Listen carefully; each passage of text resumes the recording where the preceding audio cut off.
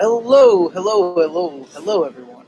This is Chaim YKH Zeitz, and this is the live virtual reading of Who and or What is God, anyways.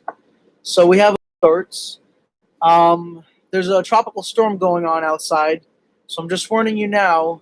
There's a possible chance that the internet may go out. It's went out once.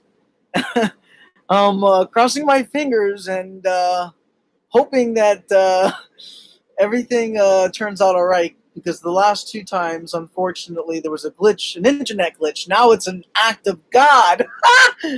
That's what makes life so fucking funny. But anyway, so we have some time, so I just got to get the chapter out and ready. And with that said, without further ado, actually, I just want to test something first. Make sure that it's working. Should probably do that first before I do anything else.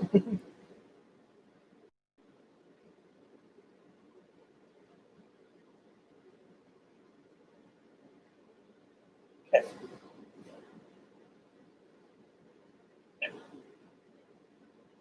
It's working. It's a bit of a delay, but that's normal.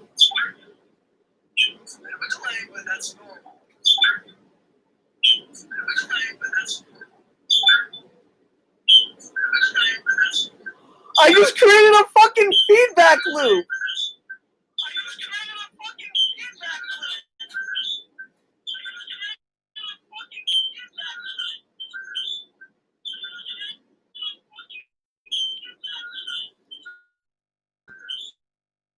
That is so awesome. Okay, I gotta defeat the purpose, especially since we're supposed to start in 14 minutes. This is Chaim, author of the book The Way to Ure Down the Rabbit Hole. We have about 4.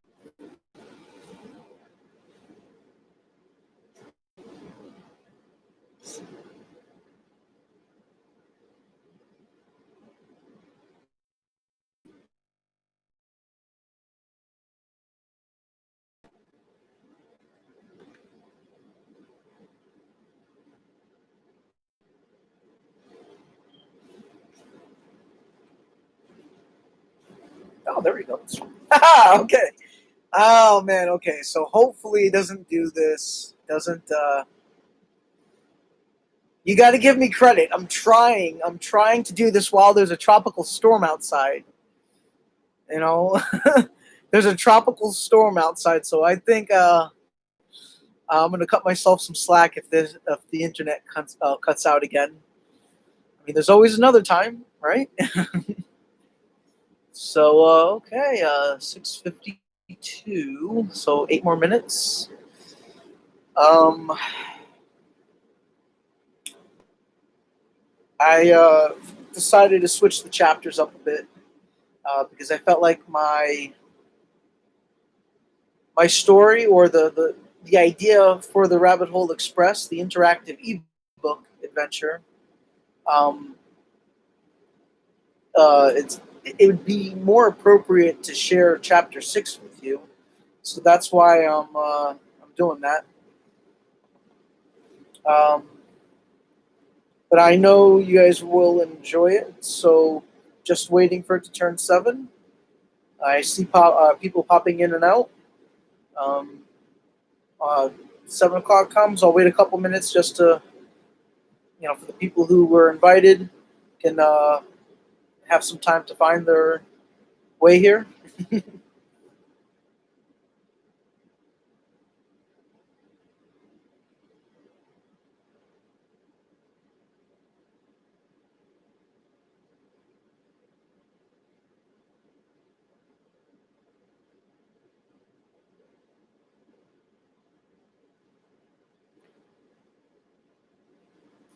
All right. 7 minutes left. For the person who is here, you are in the right place. We're about to start reading who, well, when I say we, I mean me. Who and or what is God, anyways? The long winded question that everyone has been trying to find the answer to since the dawn of man.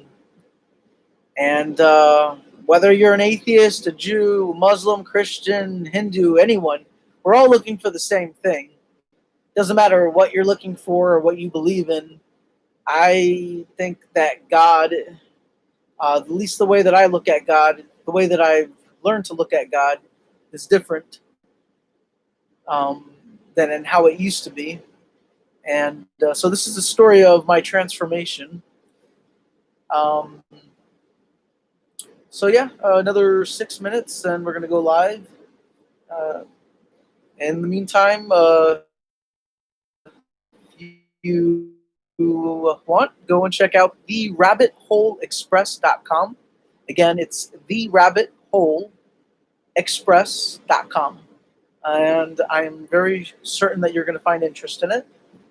So, yep, just going to wait a few more minutes and we'll get started very soon. All right.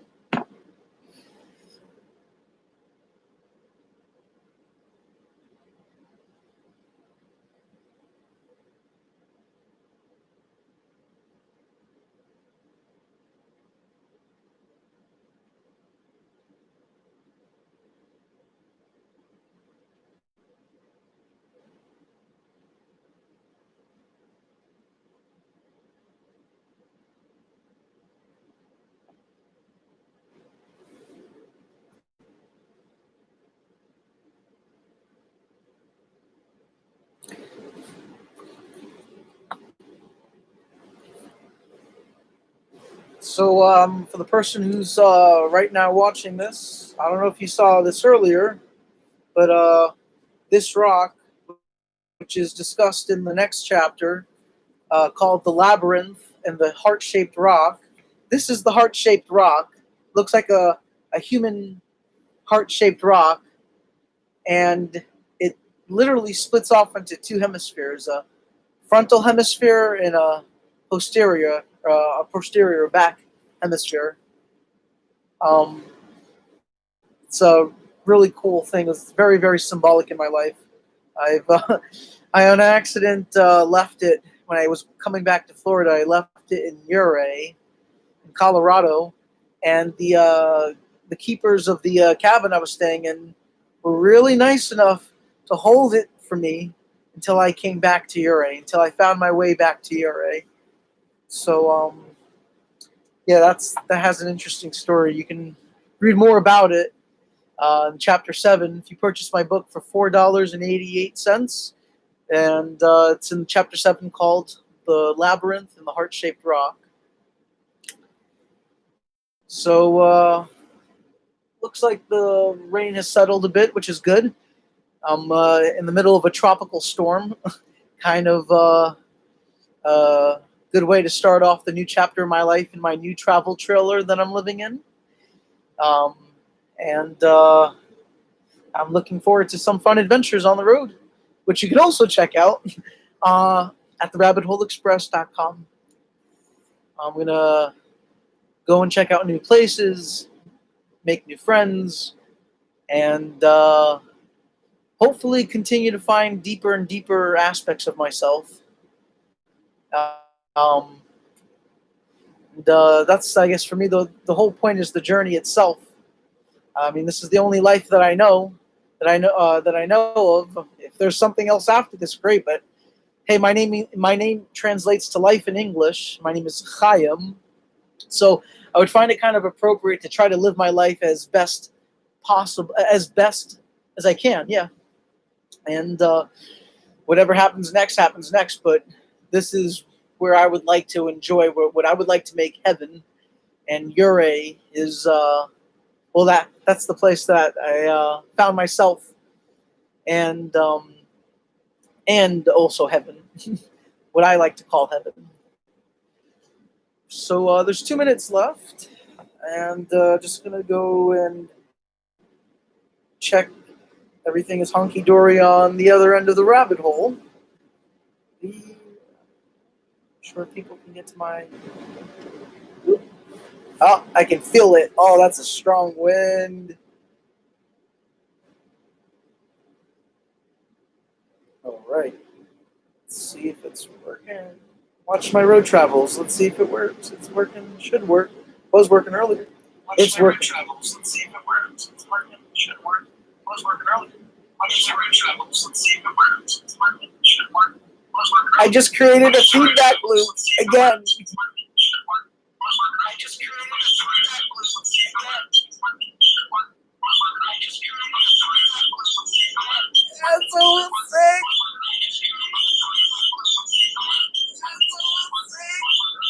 Okay, so we have one more minute, and then we're going to start the show. Ah! Have you gone mad? Yes, I've gone mad, and I'm proud of it. Thank you very much.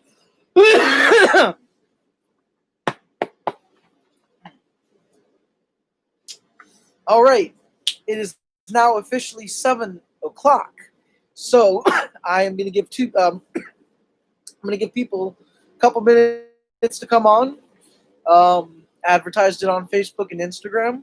So some people did say that they were interested. Doesn't guarantee that anyone else is going to show up other than the one person that I see there. I don't know who you are. If you want, you can say hi and introduce yourself if you want. I'm Chaim Yitzchak Michael Halevi Kopelheri Gersh Zeitz, but you can just call me Chaim just to keep it simple. So yeah, I am very excited to do this for the first time in my travel trailer during a tropical storm. And well, yep, I am hoping that the internet does not cut out because it's already done so a couple times. So if it does, please understand that's the reason. All right, so it is 7:01. I am gonna go and get started in another minute or so, and let's just check on one quick thing.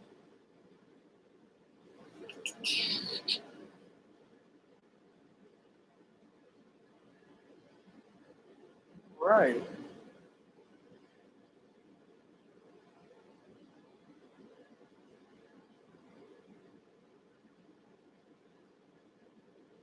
I should probably just make sure I have the correct. You know what? Should be correct. Just.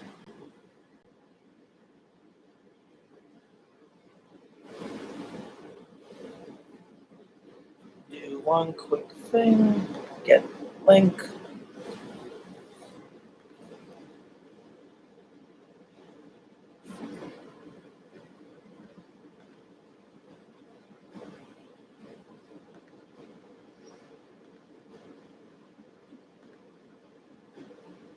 All right, just doing one quick thing.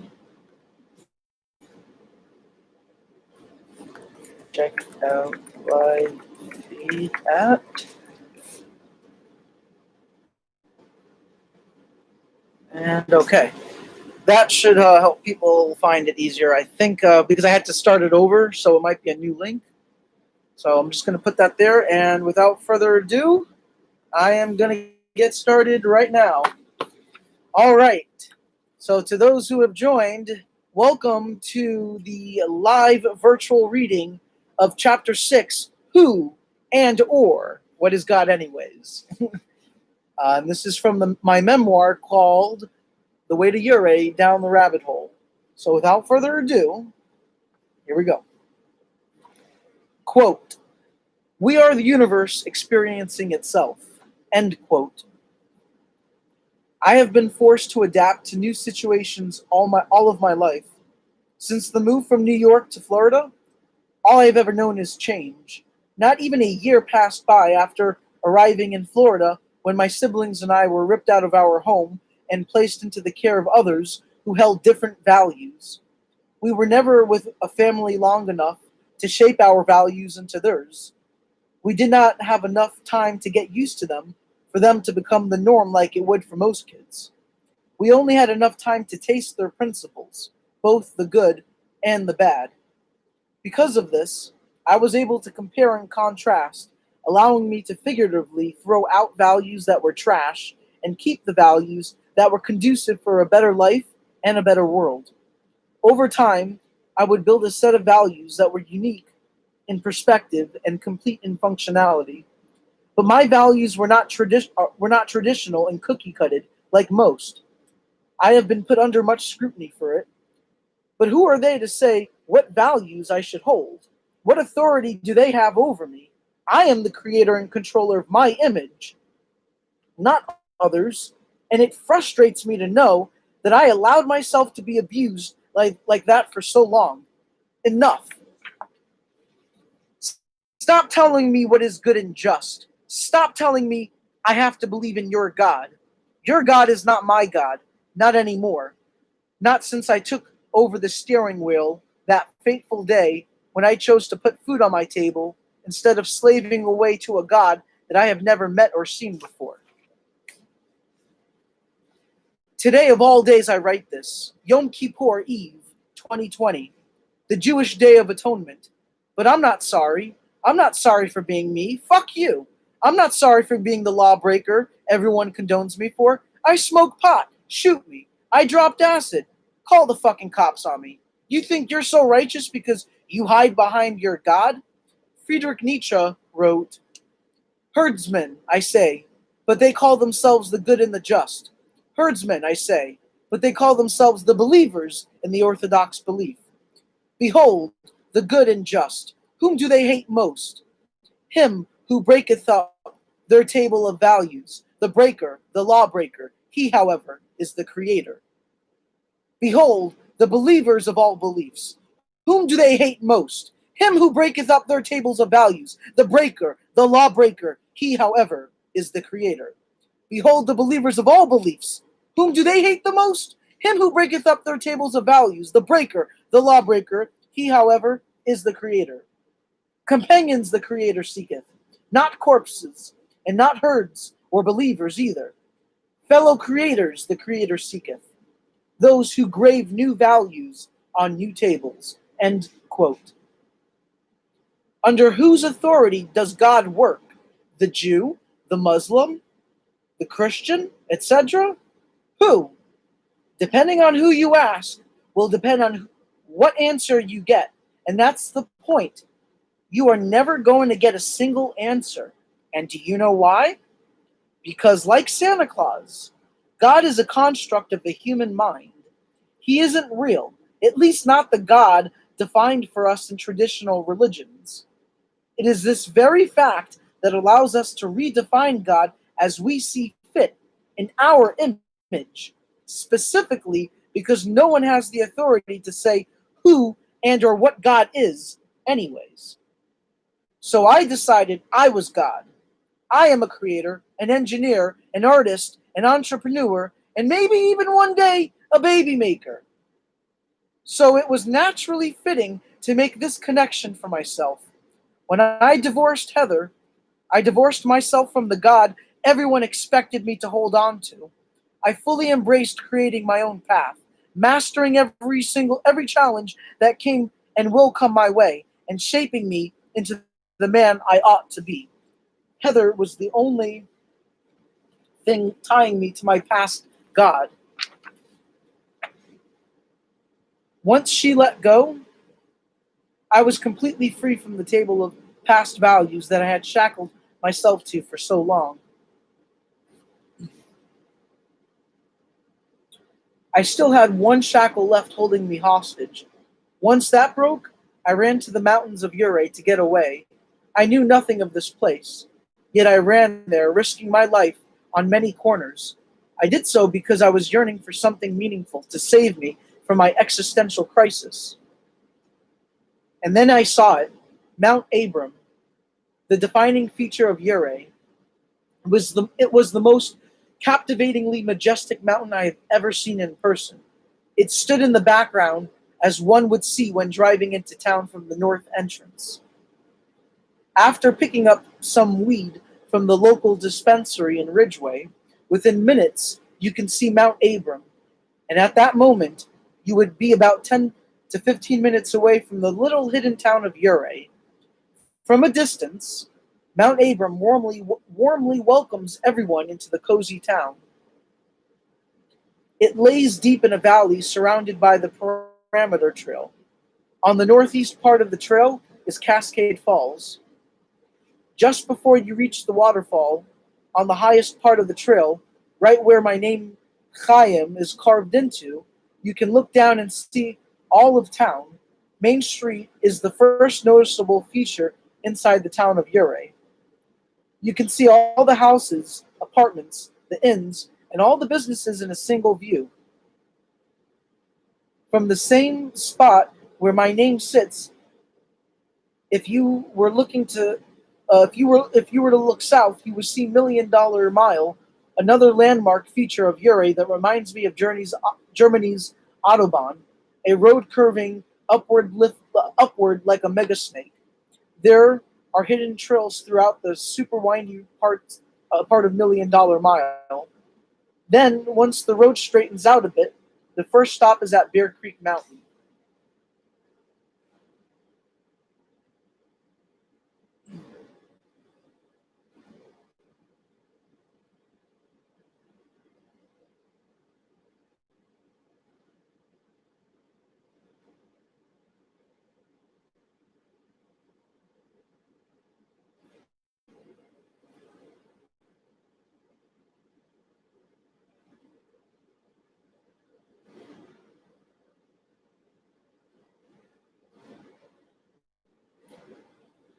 Sorry about that, I was just checking the connection.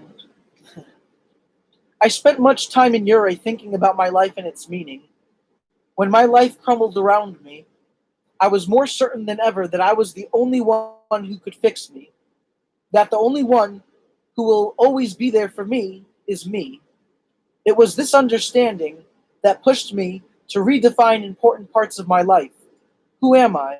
What is my purpose? What is the nature of my relationship with people? The biggest one was, what is the nature of my relationship with God? I know I labeled myself an agnostic atheist, but during my first day in Ure, I decided to press the restart button, get rid of the label, and then readdress the question. Answering what the nature of my relationship with God was not an easy task, but being in the presence of the mountains of Ure put things into perspective for me. Everyone is in the same boat in that God is given to us as a concept, usually when we are children, and we define God as the source of all existence. Many even go as far and say it purposefully brought us into existence. The silent understanding, a subconscious understanding, is that before we were ever told about God, we view our parents as the source and authority of our existence, and in essence are our God. But then that shifts when our parents and teachers tell us that the authority over us actually comes from an invisible super parent that even our parents are born from and must obey. My relationship with God ceased to work in this way one day. And my first time in Ure, I redeveloped my relationship with God on acid. The other versions of myself that I saw on higher planes of our universe was my mind's way of interpreting the unfiltered data that my brain was able to receive under the influence. I also believe the geographical features of Ure played a role in this acid trip. Somewhere on the line between imagination and reality, I reconnected with God. The heavens opened up before me, and I was engulfed by pulsating rips in space time. There they were, inside a pocket of the universe. I first met myself as a woman there. Initially, I could not tell she was me. As we continued our exchange, she became ever more familiar. By the time I recognized who she was, I was already finished. I already finished the psychedelic trip and gained her insight. I am interlaced with the infinite versions of myself. That means, in some shape and form, our outcomes are related. The higher versions of myself are more aware of my existence than I am of theirs. In some shape and form, I am what they once were in the present time. Every decision I have made and will make, and to some degree, the decision my parents and natural conditions have made, splits off into infinite directions, some being my best decisions and others being my worst. Either way, they know me better than I know them because they are extensions of my current self. That night, my first time in Ure, they looked back at the fork in the road and they saw me catching up to them. Somewhere between them and myself lied the current place and time where we met and exchanged information.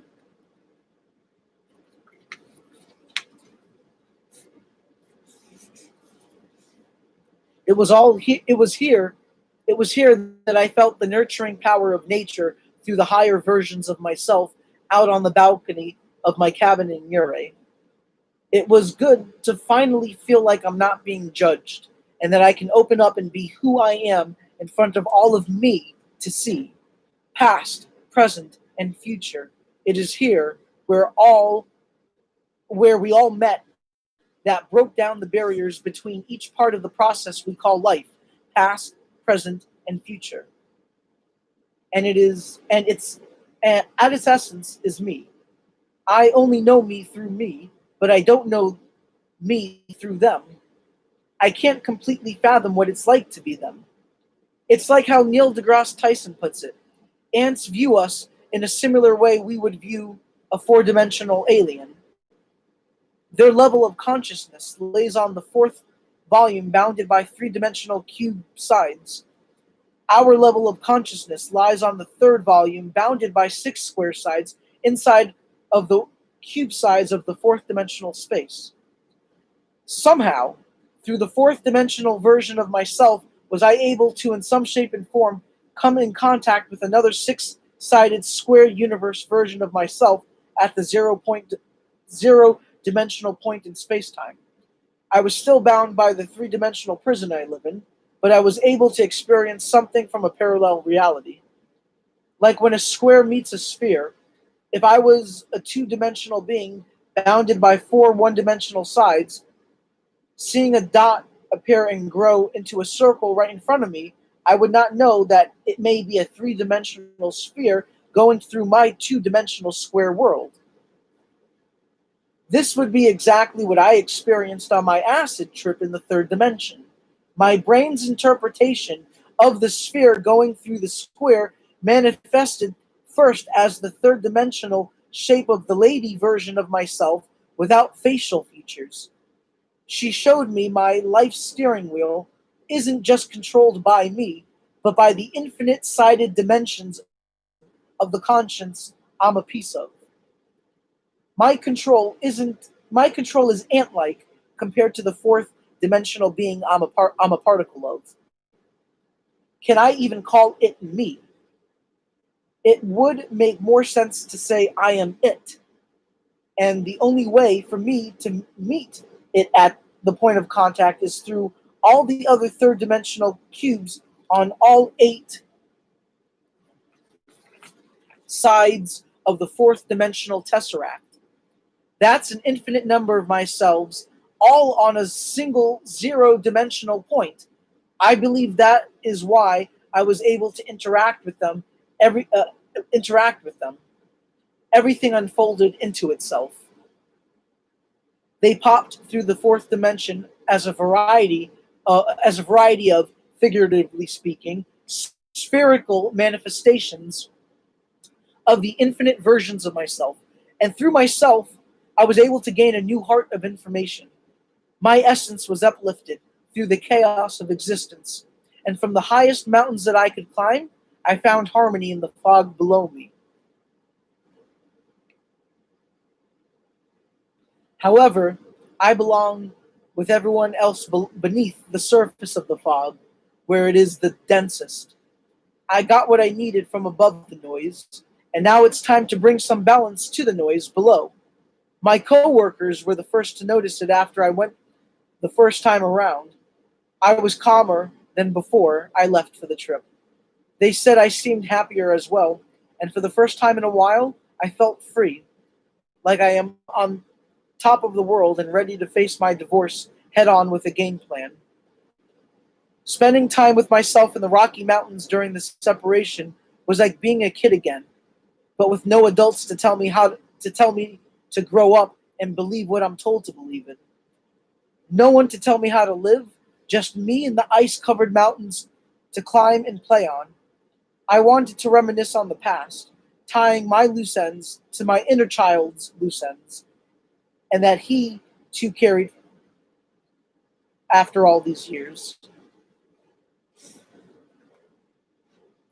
He has been holding on to these loose ends for so long, and now I have the opportunity to help him tie them up. He has been connected to every one of my decisions that I have and will make, but we were separated by the loose ends. Since Heather and I split, I have had the opportunity to tie them up with him since then. We still have a lot of tying up to do, but at least my inner child and I finally now have the time to talk with no one to interrupt us.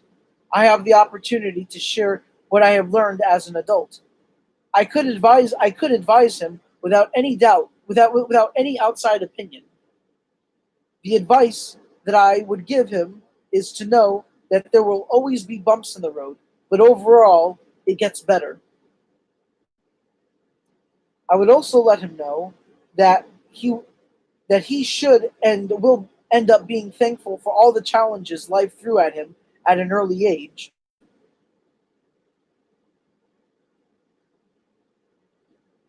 I would let him know that there are good people who will love him, but he has to remember that they are in the same boat as him.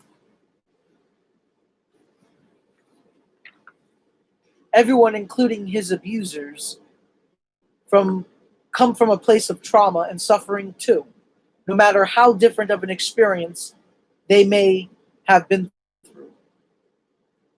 I would inform him that because everyone comes from a place of injury, they will project the hurt in their hearts into the real world, and if you are not careful, they will try to trap you in the chains that hang from their table of values.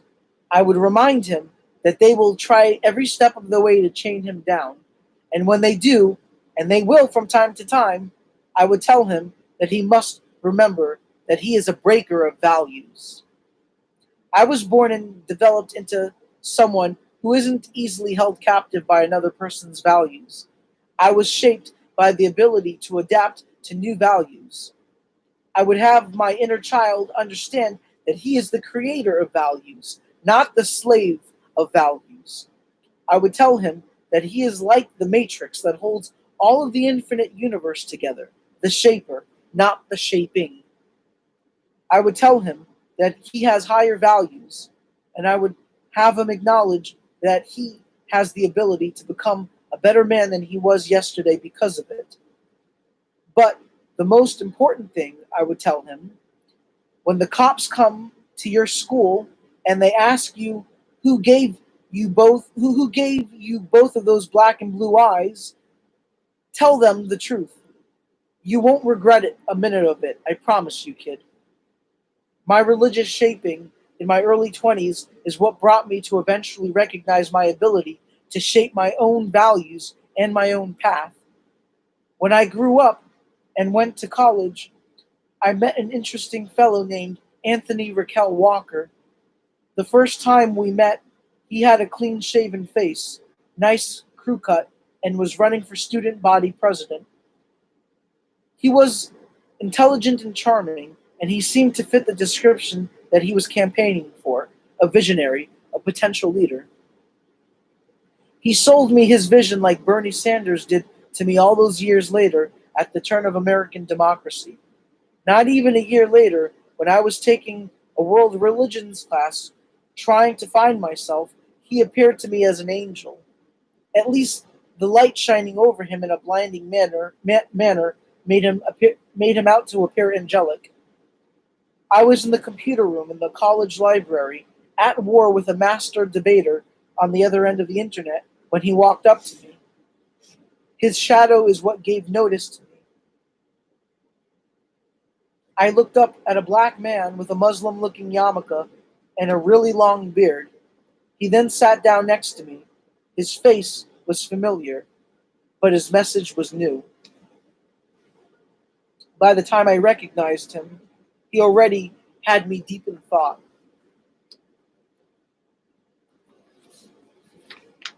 Captivated by mystery, I would soon come to terms with Judaism because of my newly formed relationship with Anthony.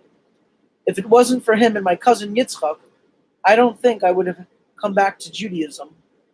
Anthony came from a religious Christian background, his father being a priest from Jamaica.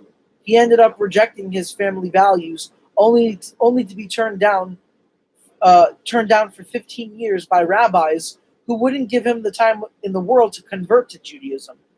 Nevertheless, he kept on persisting, and to some degree still persists to this very day. He even from time to time would try to convince me to go back to Judaism. But after my divorce with Heather, things became sour between me and Anthony. At this point, he lost his touch with reality, and I didn't recognize the intelligent and charming potential leader that he once was when I first met him. Things have changed dramatically since the first day we met. I don't regret coming back to Judaism or even leaving it a second time. They were learning curves. But where I am now, this experience prepared me for the life ahead. It would lead me on the path to form my own connection with God, a God that is more tangible than what I have been taught, a God that does not require faith, just appreciation for its majestic symmetry, a God that is more than just an idea, but also an object of desire, a God that will take more than an entire lifetime to understand.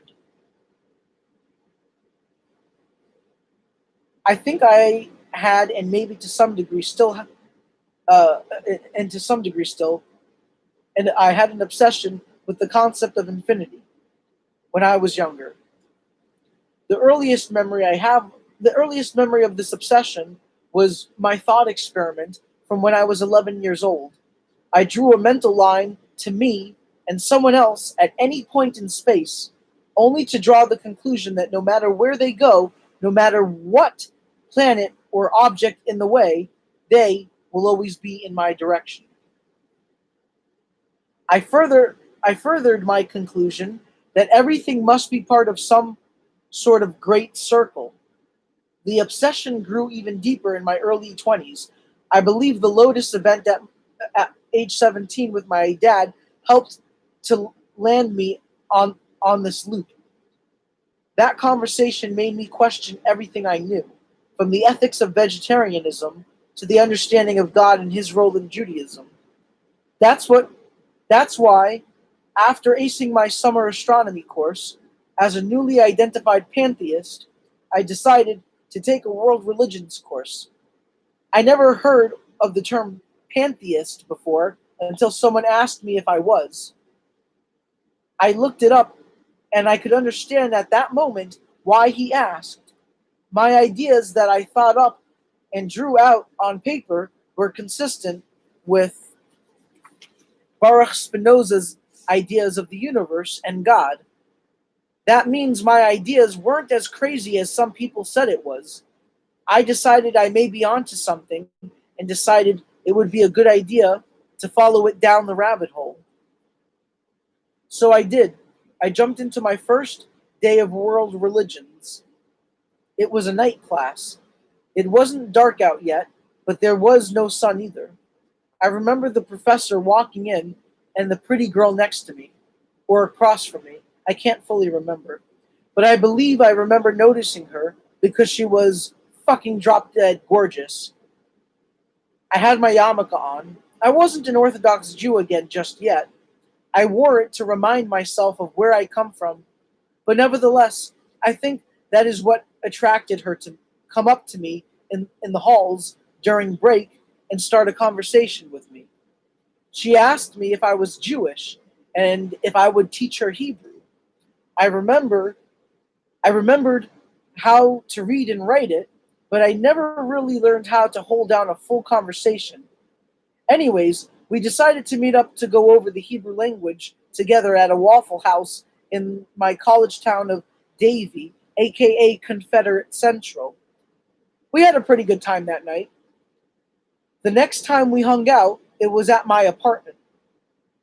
We were watching an Orthodox Jewish reggae rapper, Matisyahu, do an Israeli tour documentary together on my couch. Our legs magnetically pulled together to rub on each other, and before I knew it, we were ripping each other's clothes off.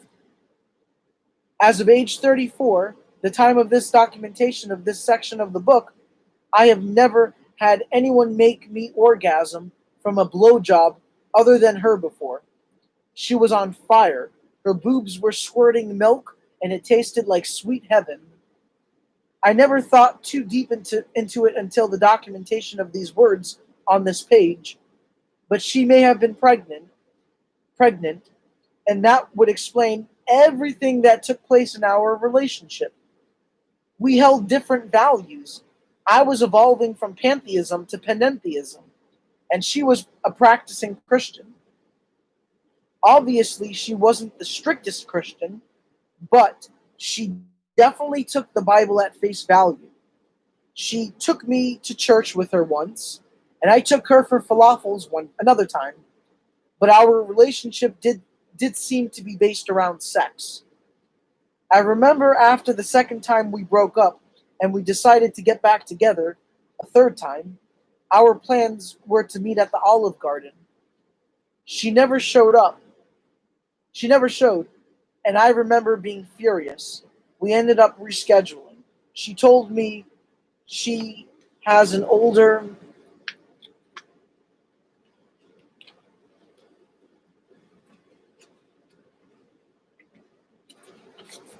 gentleman friend of hers who needs to be picked up at the airport first. And after she drops him off, she'll meet up with me at the college. She never showed up. I called her many times until she picked up and told me to never call her again, or she would call the cops. I never bothered her again after that. What happened? Why did she throw me out like that? I am now convinced it is because she was pregnant and that it was the older gentleman she told me about. I remember her talking about him almost as someone very important in her life, in an intimate way. I'm now thinking that guy is her husband or sugar daddy, and he came back from his business and she did not need a boy toy anymore. I think her pregnant ass was horny, and all she had was me, a guy 8 years younger. She wasn't poppin' pregnant, like at all. She had a fit, skinny body, so I did not think she was pregnant at the time and for years after. Plus, she told me that she wasn't, and that milk can sometimes come out of women who are not pregnant. After she said that, I barely thought about it after. Maybe once or twice, but even if she was telling the truth about the milk, the other shady shit still points in that direction, more so than any other explanation I can think of. It really could be because we did not agree ideologically on things, but it could also be because she was pregnant with Mr. Rich Business Grandpa Seaman, and he happened to come back, and I was incessantly calling her, and she dropped me so I didn't ruin her sugar shacking. I don't know, but it was right about around that time that while I was being influenced by Anthony's persuasive arguments for the existence of God and the truth of Judaism, my cousin Yitzchak was influencing me too about Judaism. One night, my cousins Yitzi and Aaron were at my apartment in Davie hanging out with me.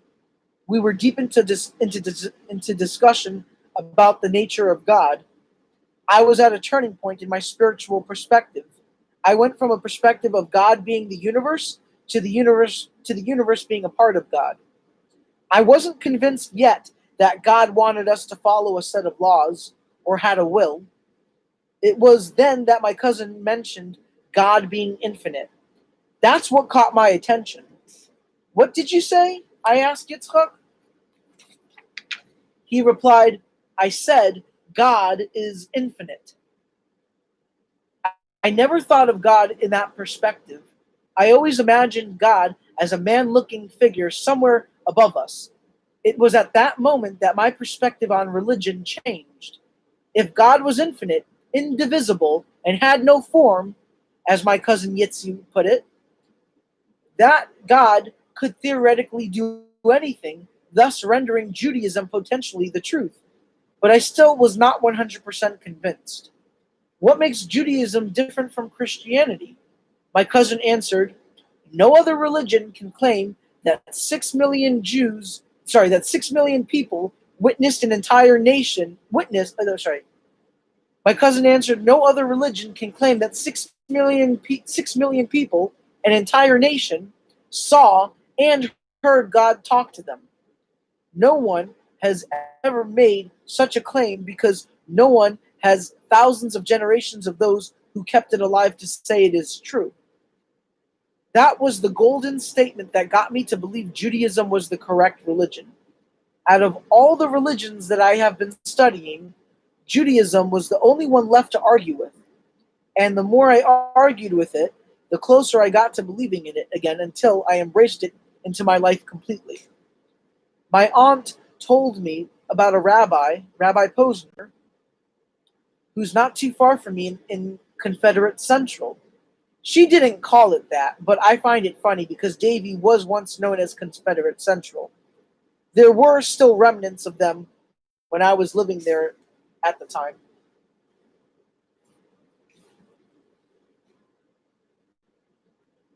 Anyways, she told me that he holds services for the college kids at Nova. I believed in Judaism at this point in my life, and I knew I had to change the way I was living. I learned from the rabbi that I don't have to jump in the deep end to start off. He said that since I have been so saturated in the non-Jewish world for so long, that I should take baby steps in the shallow end. So I did. I first stopped watching TV on Saturdays. Then I stopped using my phone on Saturdays. Then I stopped driving my car on Saturdays, and I would sleep over the rabbi's house to keep the Sabbath. Then, after the inevitable fallback to eating meat, I moved closer to my aunt and uncle, where there was a synagogue within walking distance, completing my transformation back to Orthodox Judaism. I was on a new road with new shoes. I saw and felt the world in a way I never imagined I could. Orthodox Judaism was more real to me than it was the first time around. It was my Judaism. I found it. And I was more certain than ever that I was onto something big here. I let it consume my every thought. Even when I masturbated, pathetic, I know. I don't, I know.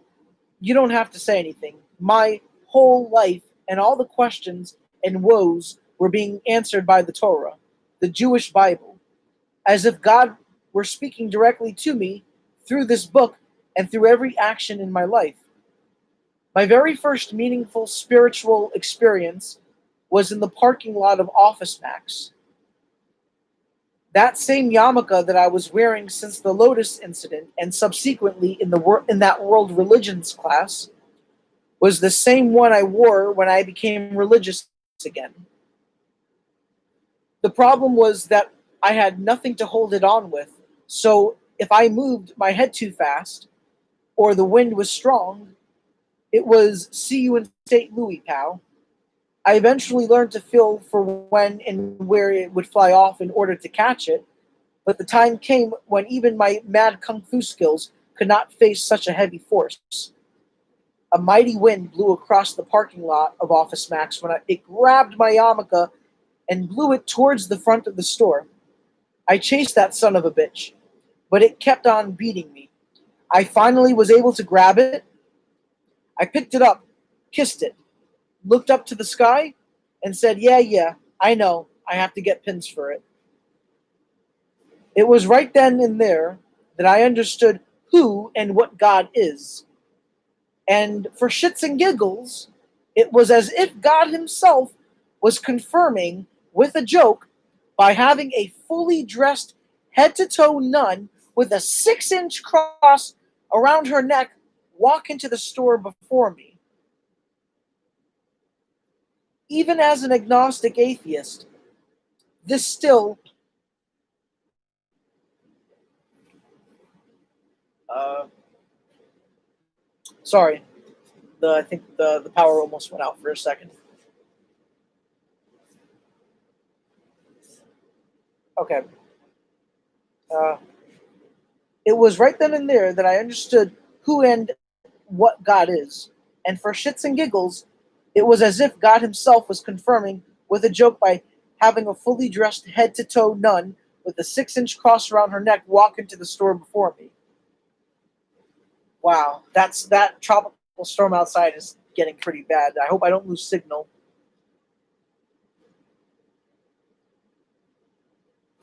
Should probably check my power cord after this.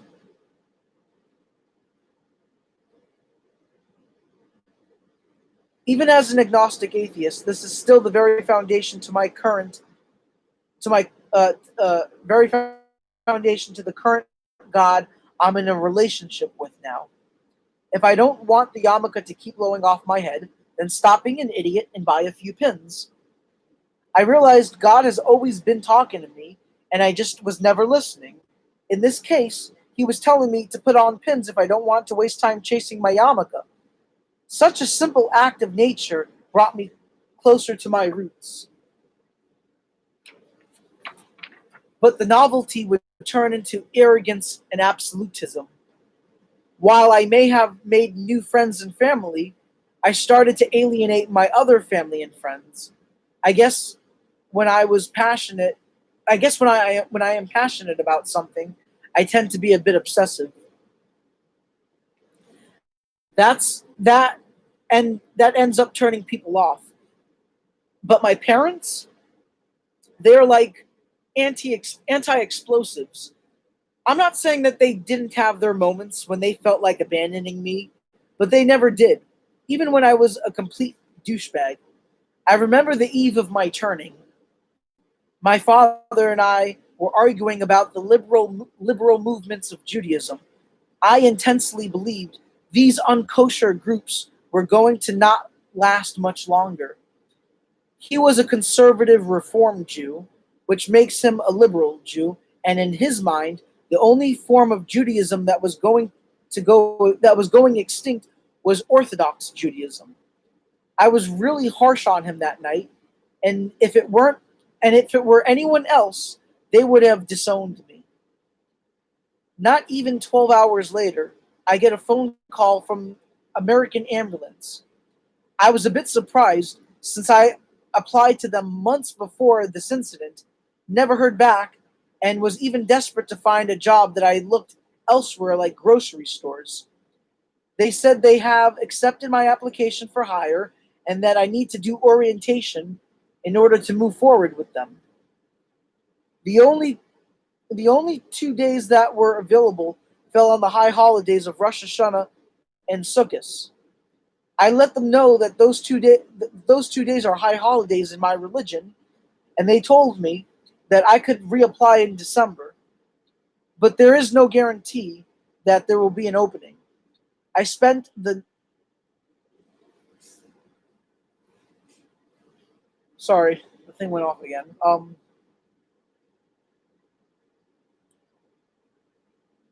I let them know that those 2 days are high holidays in my religion, and they told me that I could reapply in December, but there is no guarantee that there will be an opening. I spent the next few days trying to figure out what I should do.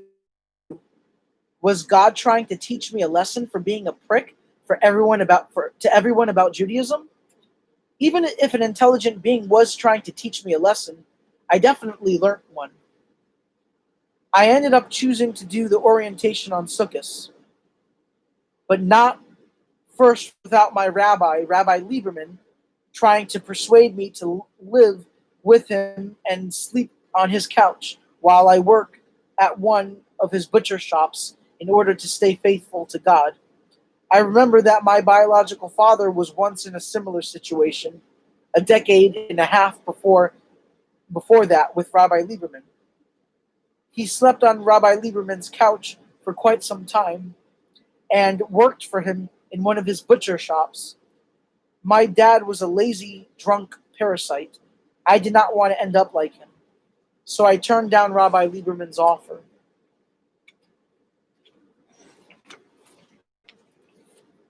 After orientation was over, I was torn in half. Things were disconnected. Every time I prayed or put on the leather wrappings of the tefillin, or just any Jewish practice in general, or just any Jewish practice in general felt fake. I felt like I was wearing someone else's skin. One Sabbath day, as I was praying, I paused and asked myself, who am I praying to? That question engulfed my mind for days on end until I came to the conclusion that I don't know if God exists and wants me to fulfill his will. I wasn't a disbeliever just yet, but my stance on knowledge had shifted from absolutism and arrogance to uncertainty and humility. And then, not too long after, Elise came into the picture. And then she was out of the picture 9 months later. And the next major romance, Ziona, an Orthodox from birth but traumatized individual, would try to get me to go back to Judaism. But after Elise, I was certain of my uncertainty in supernatural explanations. And so it did not work out with Ziona. The only person who was able to get me to at least face back in that direction was Heather. She could never convince me to believe in it again, but she did convince me to participate in it since I was married to her, and that is what she wanted to do. She would actually trick me into doing things. Like this one time, a couple weeks before the high holiday of Yom Kippur, she told me that she got us 2 free tickets to Yom Kippur services, and all we have to do was to listen to a lecture a few days before Yom Kippur services. The night of the lecture, as we were about to get in the car to drive off to it, she told me the name of the lecture. She told me the name of the lecture was, quote, "Why God is Not Dead," end quote. Now it made sense as to why she waited until the last minute to tell me the title for the lecture, because she knew I would resist going if I knew that it was going to be about bashing atheists. We got there. It was inside of a synagogue. The rabbi asked everyone there who in the audience was an atheist. I looked all around, and not one single person raised their hand. Kind of made sense. No one who willingly goes to a synagogue would be an atheist. I wasn't a willing subject. I was the exception. I started to slowly raise my hand when Heather grabbed it and shoved it down. The rabbi saw it anyways. I was his target for the next 2 hours. I got called an idiot twice, stupid, and a bunch of other names. I just sat there.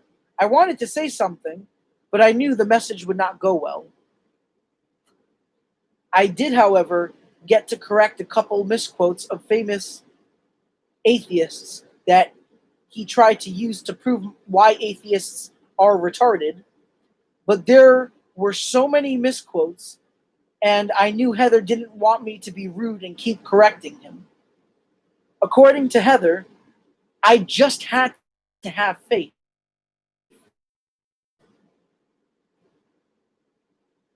When asked why I need to have faith, my question was thrown back at me.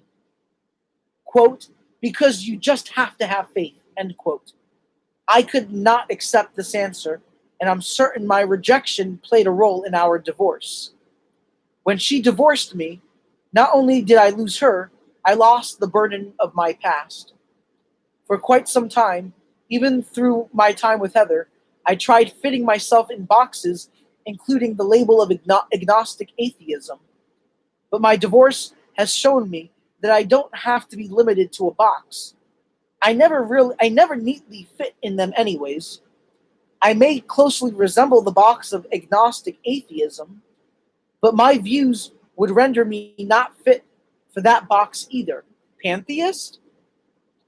I once was labeled one, but again, I don't neatly fit in there either.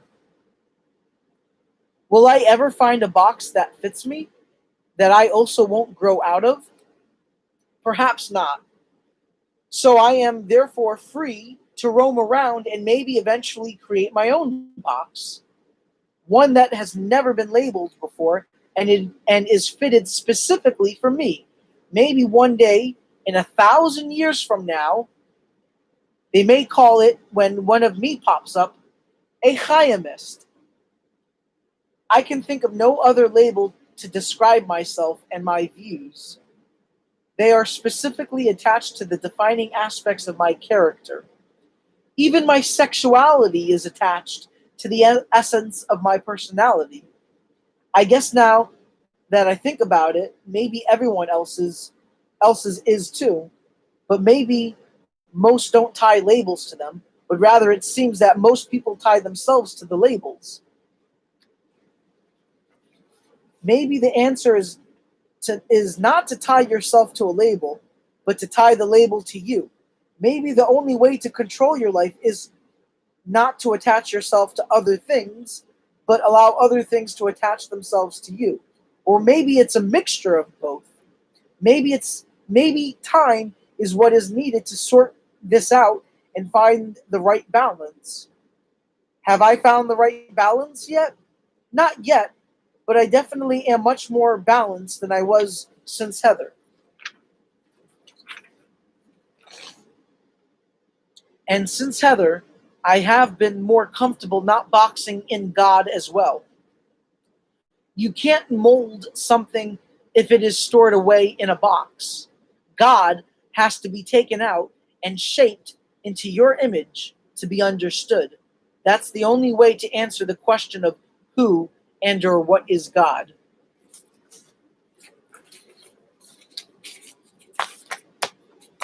So that concludes the end of chapter 6.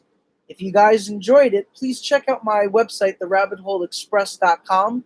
Again, it's therabbitholeexpress.com. And check out my book, The Way to Uri Down the Rabbit Hole. It's only $4.88. And if you enjoy the book an interactive ebook adventure on my website and bring out the God in you today and make the world your temple. Again, therabbitholeexpress.com. Come and visit it. And if you missed the reading, no worries, because I believe YouTube allows you to watch it and at your earliest convenience. So no worries. Again, check out my website, therabbitholeexpress.com, and have a lovely evening. And for those in Florida who are being affected by Tropical Storm Eta, stay safe. This is my first night in the cabin. It's been shaking a little bit, so I've been nervous reading this.